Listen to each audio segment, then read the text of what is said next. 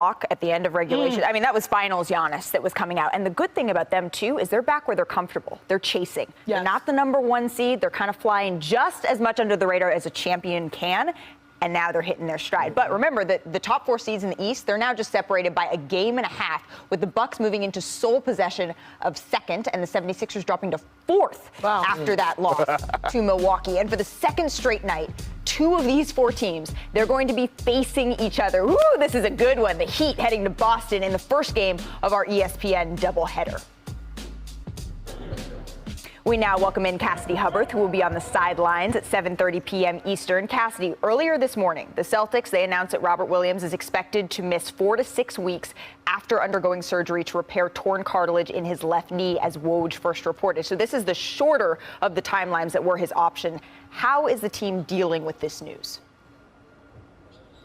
Look, obviously it's better news than expected, but Robert Williams, look, he's one of the backbones of this defense, the top defense in the league. But Ime Udoka, he says he's confident in his three-man rotation in the front court.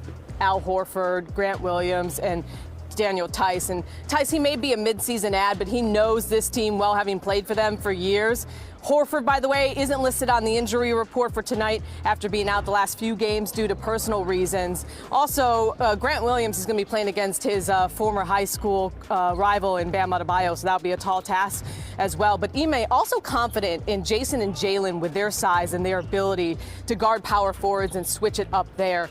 Marcus Smart, the heart and soul of this defense, says they actually have an advantage because they've learned this defense with guys in and out of the lineup. So they're going to be looking to adapt and adjust, which he thinks they are confident they can do. But we'll see how much they can adapt and adjust through the first round of the playoffs, which seems to be where they're going to be without Robert Williams for at least that amount of time. Absolutely. And the hope is, right, that they're going to get him back at some point in the playoffs. As for the Heat, though, it's been about a week since the scuffle that was heard around South Beach. And I understand you spoke to Jimmy Butler. So what did you learn, and what did he say about how this team is a week later? Yeah, I asked Jimmy how he felt like that sideline incident has impacted this team. And he said, look, things happen. We move on for it. It's not always going to be great, but he emphasized that they're in it together. Jimmy admitted he felt the team as a whole got a little comfortable, expecting to win night in and night out. But now they're back healthy again, and things are actually a little bit uncomfortable. Kyle Lowry admitted that the rotations have felt funky and the spacing has been an issue. And Eric Spoelstra actually changed his starting lineup on Monday, inserting Max Strus for Duncan Robinson, and put the comebacks of Victor Oladipo and Markieff Morris actually on hold. And Spoelstra said that he's trying to emphasize and maximize the strengths of our most skilled and most talented offensive players. So I think what that means is we'll see a shrunken rotation and a focus on Jimmy Butler, Tyler Hero, and Bam Adebayo finding more spacing and allow them to have some more offensive freedom. Spoelstra did admit, though, he doesn't mind stretches like this because it allows you to kind of work through some things. And Spoelstra says that they've been feeling kind of this tension for a few weeks. So we'll see if they can fine-tune their roster here as we head down the home stretch, and if they can hold on to that number one spot. Absolutely. And if things get too uncomfortable, you could always take a page out of Giannis's book and you can tell a dad joke. Cassidy Hubbard, thank you so much. As mentioned, you can see the Heat versus the Celtics right here. Let's open now with a joke. What do you call a cow on the floor? Anybody know? Ground beef. That's it. I love it. All right, I got one. Okay. Can trees poop?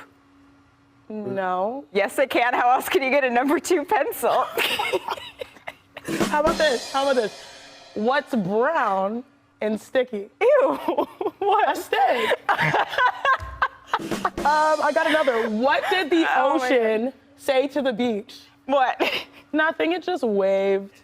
Oh, Janae. Oh, my God. Where's Dan Orlovsky when you got a joke, Perk? No, I don't. Oh, no, I don't. God. And I'm glad I don't have one right now. I don't. Y'all okay? No, Giannis has mastered the dad joke. I honestly think we just need to move on at this point. Like, this is the end. We're good. Perk is our resident comedian. He doesn't have a joke. Janae and I, this is not good.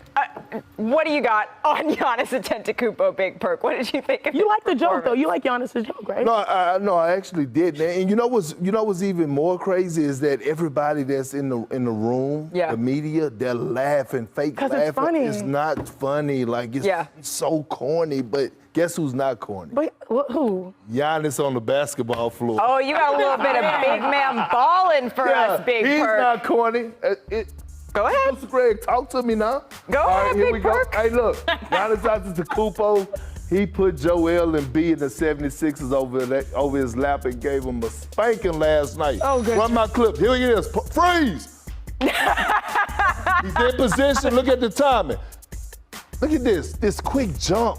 We know he's long, we know he's athletic, but this is that Mamba mentality. By any means necessary. And I'm going to get it, and I'm going to block it with my left hand, and that's the only way to make sure I secure the bag. Go review it we got to review it, go put it up, it's clean. I'm going to get it at its highest point at the top of the square. I'm telling you, this guy right here is on a mission.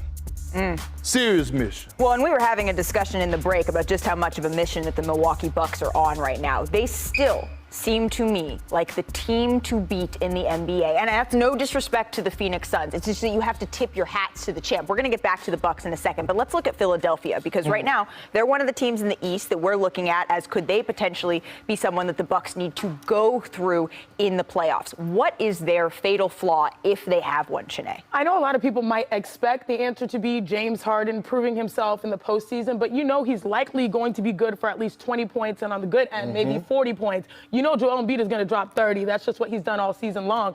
The fatal flaw, I think the people that really need to step up, supporting cast for the 76ers. Great championship teams always have players that ball out. And likely when you have a big three, maybe that third member of the big three, not saying that Drew Holiday is that guy because he's earned his stripes in the NBA, but his play was the X factor. And then, getting Brook Lopez back, you hear how they talk about the Bucks, how that's going to help them in their championship run. You look at the 76ers, Tyrese Maxey has been that spark plug that has provided new life to them. I really think that they're going to have to look at their supporting cast. Tobias Harris, I know you've had his name circled. If he's able to play great two-way defense and then provide buckets on the other hand, that will make Joel and James's life so much easier. So I'm looking at the supporting cast to uplift these guys that we already know are quintessential all-stars. Right, and despite James Harden missing that three-pointer at the end of regulation last night, he started to kind of look like himself again, particularly in that game. But I want to ask you the same question on the other side. Does Milwaukee have a fatal flaw that you're looking at, Big Perk?